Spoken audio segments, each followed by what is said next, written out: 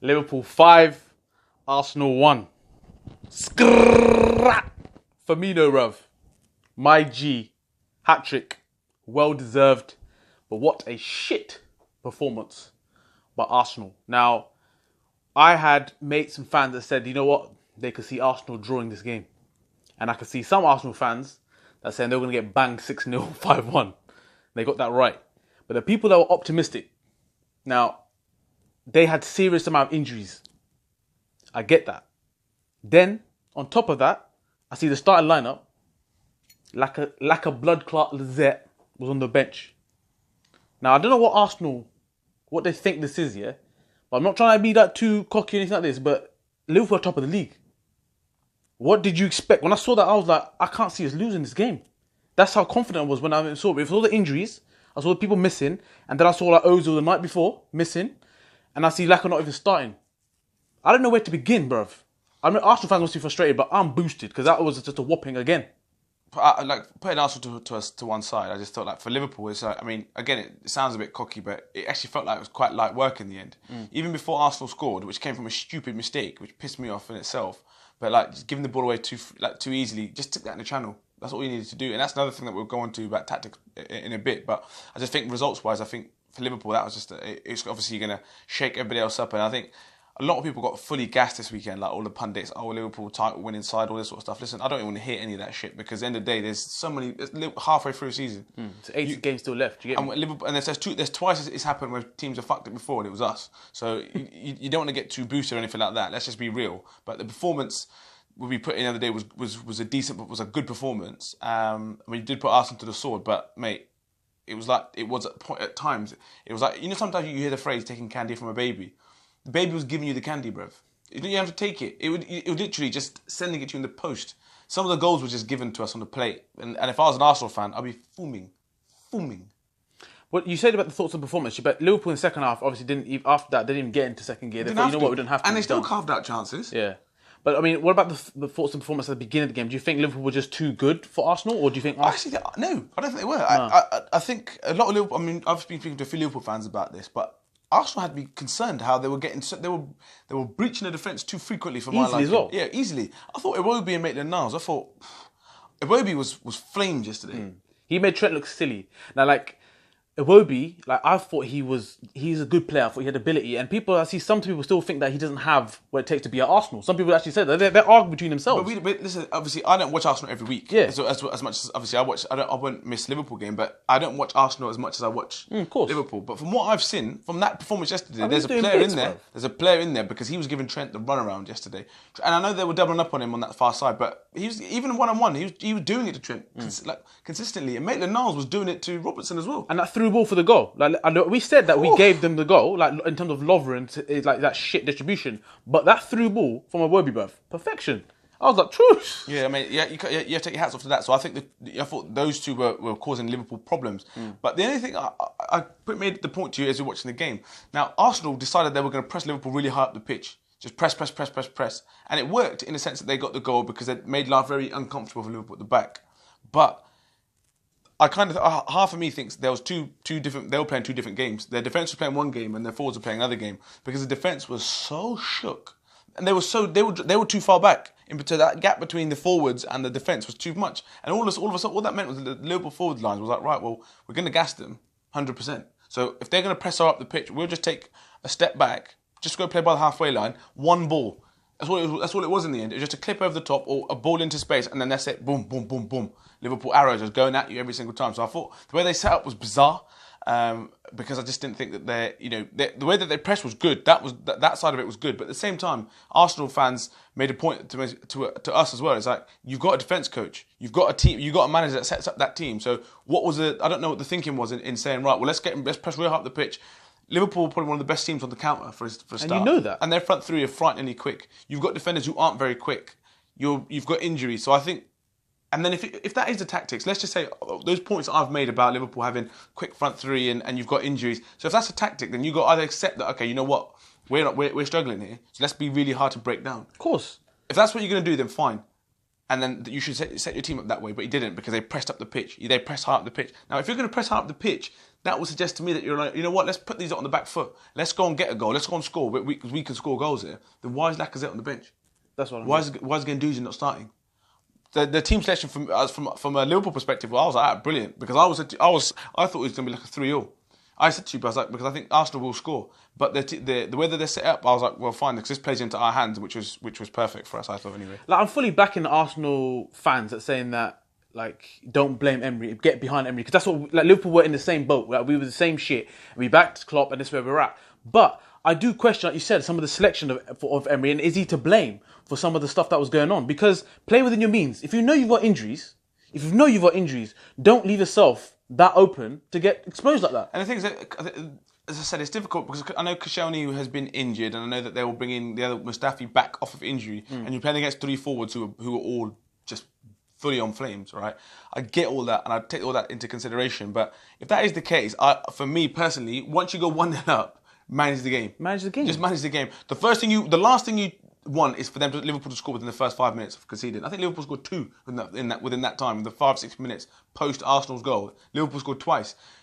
Rule number 1 is, as soon as that happens, you don't concede now. You don't concede, because that's when Liverpool are going to be so on it, boosted. Ride that storm, and then that's it.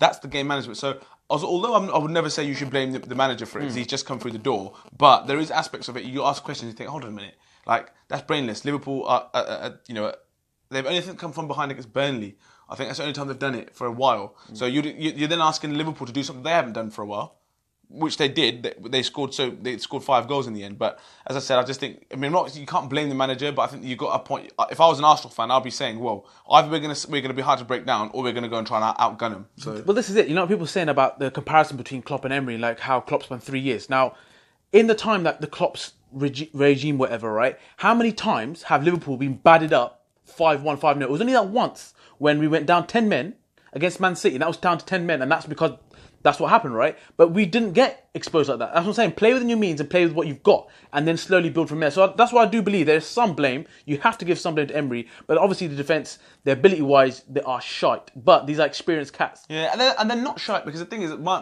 argument to you there, and this is a point that I've made on numerous occasions. Everyone all of a sudden is saying, you know what, Lovren had a good game. That Lovren played well, didn't he? Right? Same thing. Listen, Lovren's been there for a hot minute. Yeah, let's be honest. Let's not get it twisted. Lovren's 4th choice centre back at the moment for Liverpool as a centre half. He come on and all of a sudden everyone's like, you know what, he looks a player, right? Do you know why that is? Because he's got Virgil van Dijk next to him, bro. And I know we always go on about Virgil van Dijk. Listen, Liverpool's defence has been shambles for a number of years. We were known as like the shit defence. Yeah, we'll score goals because we have to score 8 because we're going to ship 7 and stupid shit like that. And some of them defenders are still there. Yeah, those defenders are now turning the corner. Why is that? Because they've got a leader. That's what it is. Lichtsteiner has played a lot of football. Papratatis, whatever his name is, Socrates. Papratatis. Yeah. Papratatis has played a lot of football. Yeah, he's not a rookie. He's not wet behind the ears. It's not like he's learning his trade. Mustafi's an international, which I think he's won a World Cup or a European champion or something like that. Fully fledged international football players. Koscielny is a fully fledged international football player. They're not bad players. They just don't know. There's no one there that's taking the bull by the horns and saying, right, this is how we're going to lead. This is how we're going to do. I think the goalkeepers. I've heard people say, is he better than Keown? So Keown said, is he better than Cech? I think Leno's a lot better than Cech, because he's won Arsenal so many points when they've been lucky to even get into situations, and he's trying to. If a manager says to you, play out, play out, play out, that's the instructions you're given. You have to go with those instructions if you want to play football. The only thing I would say is Keown made a point yesterday about saying they've paid 30 million or something like that for a goalkeeper that hasn't played for Germany. That will tell you that you're buying a second-rate goalkeeper. That would tell. I mean, don't get me wrong. I know ter Stegen and Neuer are top goalkeepers, but I'm pretty sure Karras has been involved in that setup, in the Germany setup, and Ian.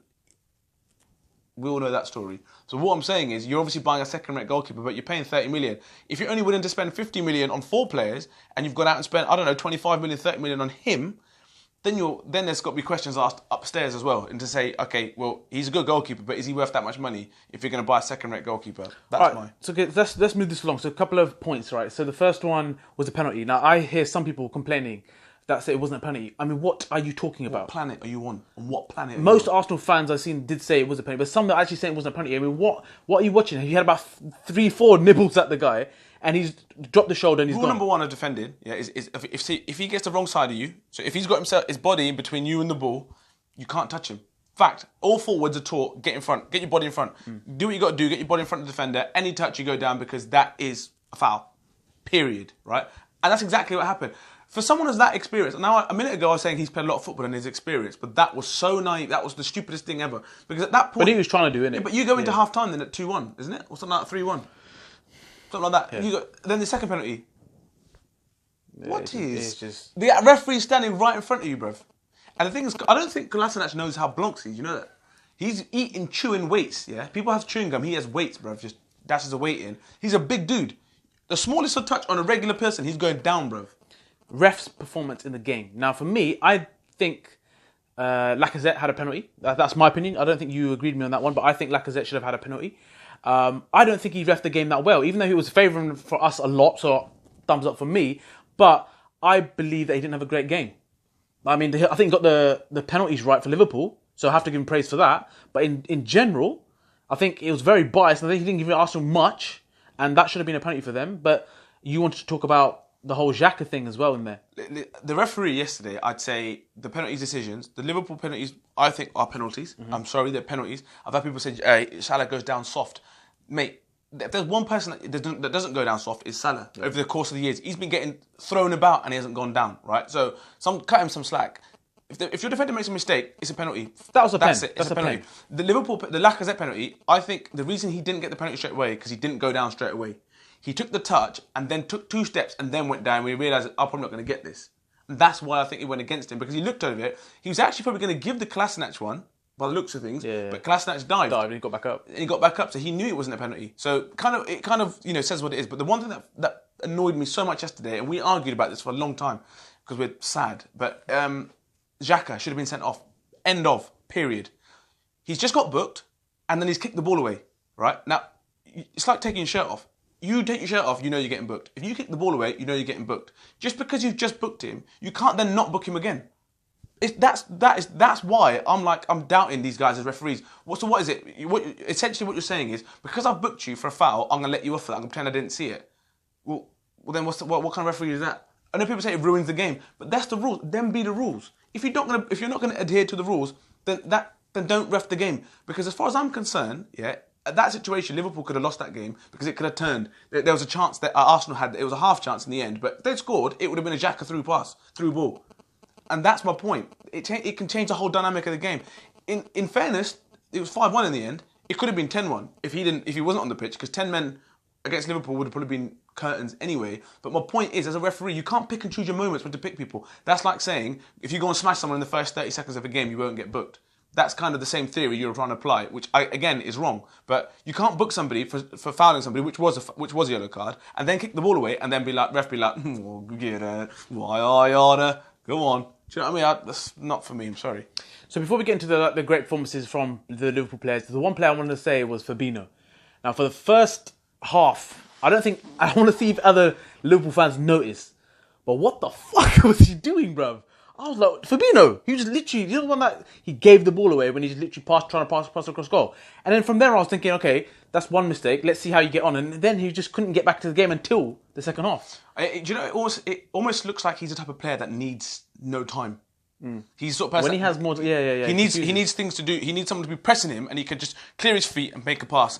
Ride the tackle, make a pass. Win a tackle, make a pass. Because he struggled against Arsenal last time as well. Because they said let him play. Because let's be honest, if you're going to look at that team, you're going to say, right, if there's one person I'd want spraying balls about, it's probably Firmino, because that's kind of not really his things. He's more about winning it and just a penetrative 5-10 yard pass. If it's Van Dijk there, you don't let him spray, right? But I thought he was having a shocker yesterday, and I think he grew into the game. Yeah. But we could have been 3-0 down. He gave the ball away in bad positions.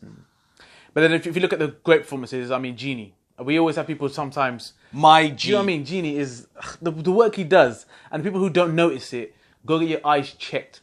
Because you know the stuff that he does in very tight areas, in decision making, the way he holds off people, he rolls off other people as well. I think the job that he does, like some people said, he should be one of the first people on the team sheet.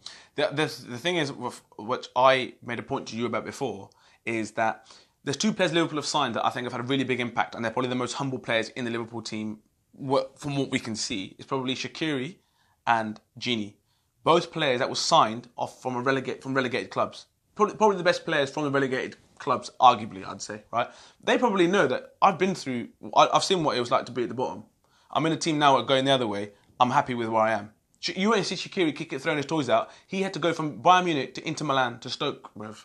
Do you know what I'm saying? And those are the players that are now honest, hard-working players. So I don't think it's all wrong to take players from relegated sides because they're obviously good players. But Gini has been, especially this season, when they went and signed 2 midfielders to start, they're like, this guy's got to play. And that, for me, it can't change. You just need to manage him a little bit because it looks like some games he does look a bit leggy because you're asking him to do a lot. But yesterday he looked fresh. So, mate, he was exceptional yesterday. What about the hat-trick hero, Bobby, Bruv. That second goal he scored yesterday. When you saw Torreira doing the breaststroke at the end, bro, he's swimming trying to come back. I mean, that guy, even Torreira, he's a good guy. 22 years old, he will become a very good player, but he struggled yesterday, made some mistakes. The thing is, I think he was left exposed yesterday. That's the thing. He kind of found his levels yesterday. But that, again, comes from, I think, the team that was set up. You're going to put a 22-year-old who's had a decent start to life in the Premier League. I had a lot about him, and I was really looking forward to watching him play. And I watched him yesterday. If that's the first time I'd ever seen him, I would have been like, he's shit. But he's not. He's clearly not. The thing is, he got pressed, and Bobby did make him look silly a few times, rolled him, and Mane did it. Mane did it as well. Mane was direct as anything yesterday. And sometimes we complain about his decision making in certain patches, but what you can't complain, like you said before, is this guy will always be a pest. Yeah. Always, and he's direct. The runs he makes. It's hard to keep up with him and mark him. His turn of pace over 5 yards is a joke. And it will swap sides. That's what I'm saying.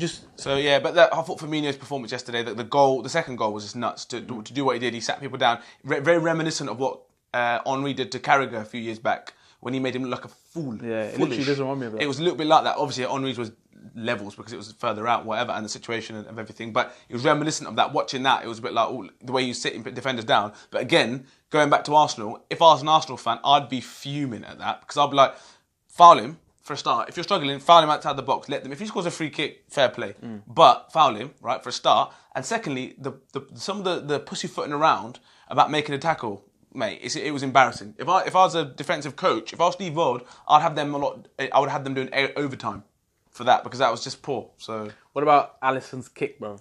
For that goal, oh my goodness me! That was nuts. I was saying, just chill. Let's see if we do half time. And then he literally blitzed a kick out there, and I thought, oh no, what's this guy doing? And then all of a sudden, you go and score. So I had to eat my word, but you know.